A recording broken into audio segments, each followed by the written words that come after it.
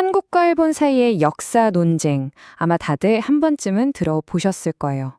이게 수십 년째 계속되고 있는데 꼭 풀리지 않는 숙제 같단 말이죠. 자, 오늘 이 문제 한번 제대로 파고들어 보겠습니다. 자, 먼저 양쪽 주장을 한번 살펴볼까요? 한쪽은 이런 거예요. 일제강점기는 그냥 수탈의 시대였다. 한국의 자원을 싹 다 빼앗아가고 우리 스스로 성장할 기회를 아예 막아버렸다는 거죠. 이걸 수탈론이라고 부릅니다. 그런데 바로 반대편에서는 아니다, 근대화에 기여했다고 주장해요. 일본 덕분에 철도도 깔리고 도로도 생기고 사회가 발전했다는 바로 그 유명한 식민지 근대화론이죠. 이 두 주장이요, 그냥 말로만 싸우는 게 아니에요. 각종 통계랑 역사 자료를 막 들이밀면서 서로를 공격하는데 정말 한치의 양보도 없어요. 말 그대로 역사 전쟁인 셈이죠. 그리고 재밌는 건 양쪽 다 우리야말로 객관적인 사실을 말하고 있다, 이렇게 굳게 믿고 있다는 겁니다. 아니, 이렇게 팽팽하게 맞서는데 이 두 입장에 과연 공통점이란 게 있을 수 있을까요? 글쎄요, 언뜻 보기엔 정말 불가능해 보이지 않나요? 그런데 말이죠.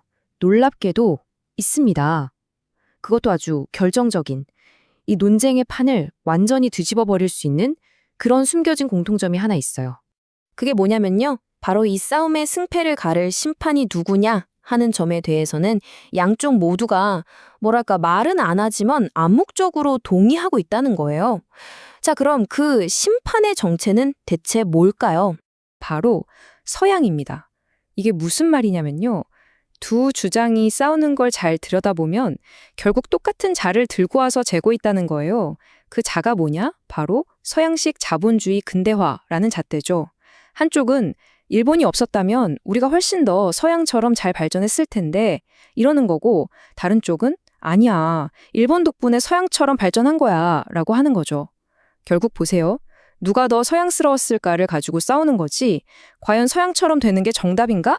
이 잣대 자체에 대해서는 아무도 의문을 제기하지 않는다는 겁니다. 이게 핵심이에요.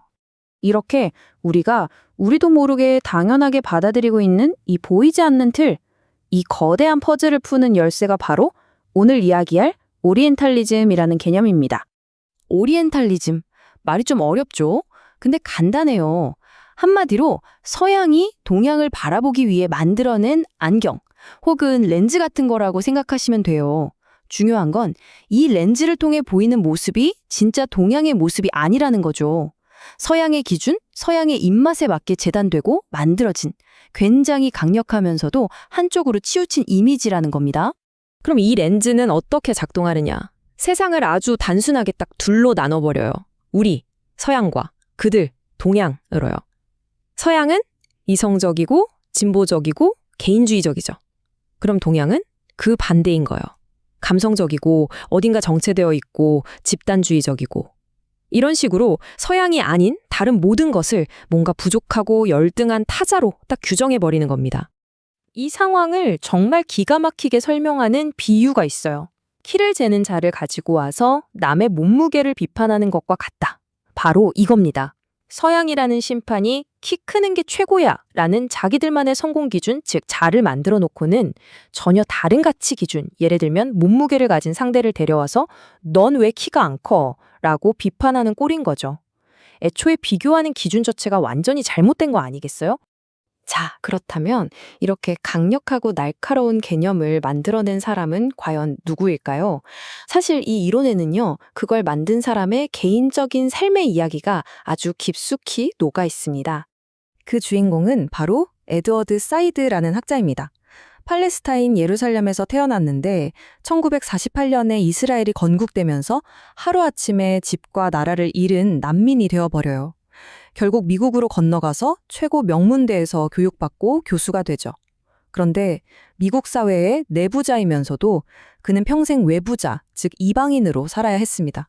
서양인들이 그를 보는 시선, 그를 규정하는 방식에 늘 둘러싸여 있었던 거죠. 이렇게 타인에 의해 끊임없이 정의당하는 삶, 바로 이 뼈아픈 경험이 오리엔탈리즘이라는 위대한 이론의 출발점이 된 겁니다. 자, 그럼 이 서양이 만든 렌즈가 어떻게 머나먼 아시아까지 오게 됐을까요? 여기서 바로 일본이 등장합니다. 아시아에서 가장 먼저 서구화를 받아들인 일본이 일종의 중간다리 역할을 한 거예요. 일본은 아시아를 벗어나자 하면서 스스로를 아시아 속의 서양으로 생각하기 시작해요. 그리고는 서양이 동양을 바라보던 바로 그 렌즈를 그대로 가져다가 자기 이웃 나라인 한국과 중국을 보기 시작한 겁니다. 서양의 시선이 일본을 거쳐서 또다시 우리에게 적용된 것. 학자들은 이걸 이중 오리엔탈리즘이라고 불러요. 참 복잡하죠? 자, 이제 이 오리엔탈리즘이라는 개념을 좀 더 확장해 볼게요. 그래서 이게 오늘날 우리에게 대체 어떤 의미가 있는 걸까? 이제 그 렌즈를 우리 자신에게 한번 돌려볼 시간입니다. 자, 지금까지의 흐름을 한번 정리해 볼까요? 첫째, 서양이 동양을 규정하기 위해 오리엔탈리즘이라는 렌즈를 만들었어요. 둘째, 일본이 서양처럼 되기 위해 그 렌즈를 스스로 가져다 썼죠. 그리고 마지막 셋째, 우리가 맨 처음에 이야기했던 한일 역사 논쟁이 바로 그 렌즈 안에 갇혀버리게 된 겁니다. 왜 두 나라가 그렇게 싸우면서도 사실은 같은 심판을 두고 있었는지 이제 좀 그림이 그려지시나요? 이게 얼마나 우리 삶에 깊숙이 들어와 있는지 보여주는 정말 쉽고 강력한 예가 있어요. 여러분 중동, 미들 이스트, 극동, 파이스트 이런 말 쓰시죠? 근데 한번 생각해 보세요. 어디서부터 가깝고 어디서부터 먼 걸까요? 맞아요. 유럽을 세상의 중심으로 놨을 때만 성립하는 말들이에요. 이처럼 오리엔탈리즘은 우리가 쓰는 아주 평범한 단어 속에까지 깊이 스며들어서 우리가 눈치채지도 못하는 사이에 세상을 보는 방식을 조용히 결정하고 있는 겁니다. 자, 그래서 마지막으로 여러분께 이 질문을 한번 던져보고 싶습니다. 지금 여러분이 세상을 바라보는 그 시선, 그 눈은 과연 온전히 당신의 것인가요? 아니면 혹시 우리도 모르는 사이에 누군가가 씌워준 렌즈를 통해 세상을 보고 있는 건 아닐까요? 오늘 한 번쯤 깊이 생각해 볼 만한 질문이 아닐까 싶습니다.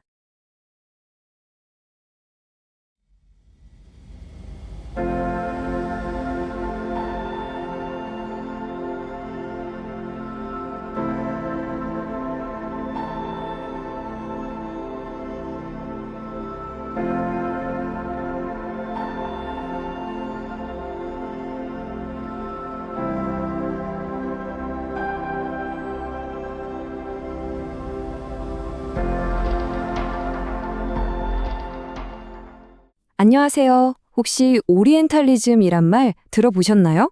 오늘 우리가 함께 살펴볼 이 개념은요, 우리가 세상을 보는 방식을 아마 송두리째 뒤흔들어 놓을지도 모릅니다. 정말이에요. 이걸 알고 나면 어쩌면 세상이 전과 똑같이 보이지 않을 수도 있습니다. 자, 그럼 바로 이 질문부터 시작해 볼게요.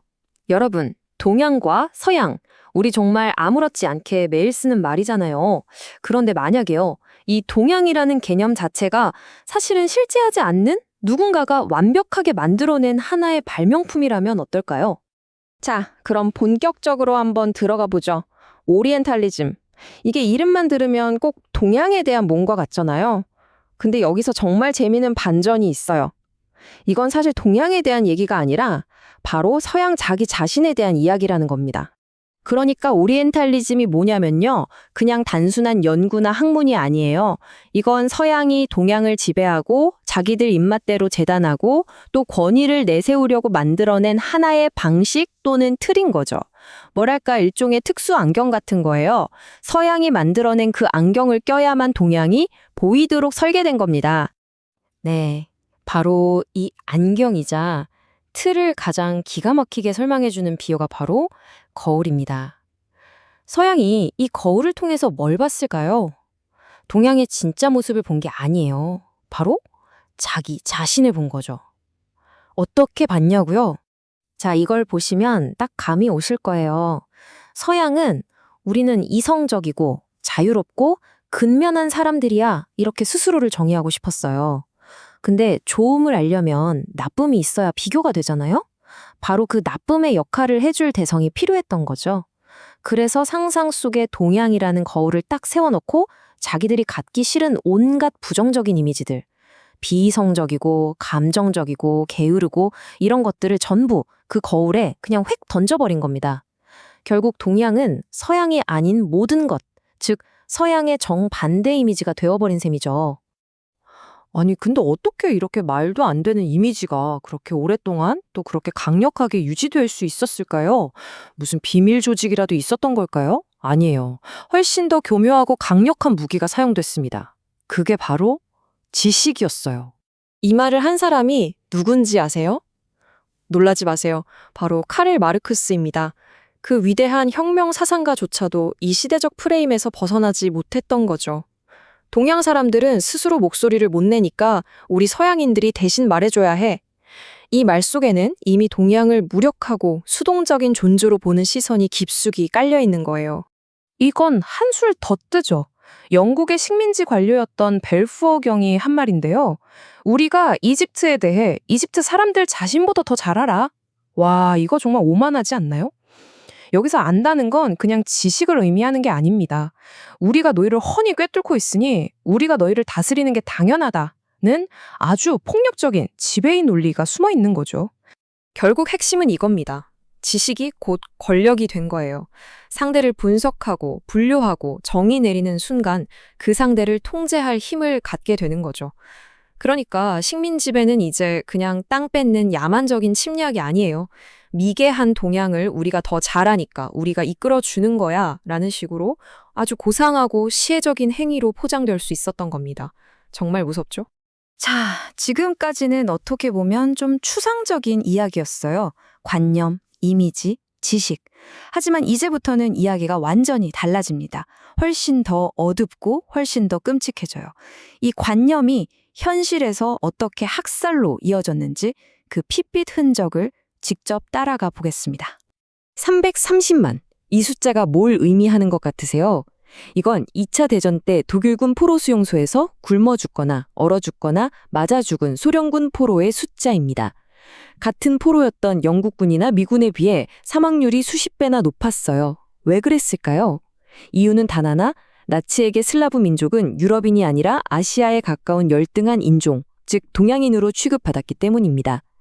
식민지에서 다른 인종을 비인간화하던 바로 그 논리가 이제 유럽 한복판에서 그대로 재현된 거죠. 이건 시작에 불과해요.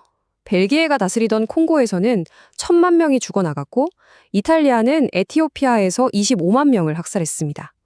나미비아에서는 독일군이 헤레로족과 나마콰족을 상대로 아예 집단 학살을 자행했죠. 심지어 인도에서는 영국 직물 산업을 위해 현지 장인들의 손목을 잘라버리는 끔찍한 일까지 벌어졌습니다. 이 모든 게 어떻게 가능했을까요? 간단해요. 상대를 나와 같은 인간으로 보지 않았기 때문입니다. 관념이 비인간화를 낳고 그게 결국 이런 참상으로 이어진 거죠. 그리고 여기서 우리는 정말 소름 돋는 결론에 도달하게 됩니다. 우리가 인류 최악의 범죄라고 부르는 홀로코스트, 그게 사실은 하늘에서 뚝 떨어진 악마적인 사건이 아니었다는 거예요. 이건 유럽이 아프리카에서, 아시아에서 수십 년 동안 연습하고 완성해온 그 인종 정소와 대량 학살의 기술을 이제 유럽 땅에 사는 다른 유럽인, 유대인들에게 그대로 적용한 것뿐이라는 거죠. 식민주의라는 부메랑이 유럽으로 되돌아와 스스로를 내리친 겁니다. 자, 그럼 그거 다 옛날 얘기네 하고 넘어가면 될까요? 천만에요. 식민 시대는 끝났을지 몰라도 이 오리엔탈리즘이라는 유령은 지금도 우리 곁을 떠돌고 있습니다. 아주 교묘한 방식으로요. 어떻게 남아있는지 한번 볼까요?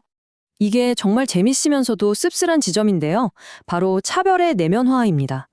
보세요. 영국인들은 아일랜드인들을 무시해요.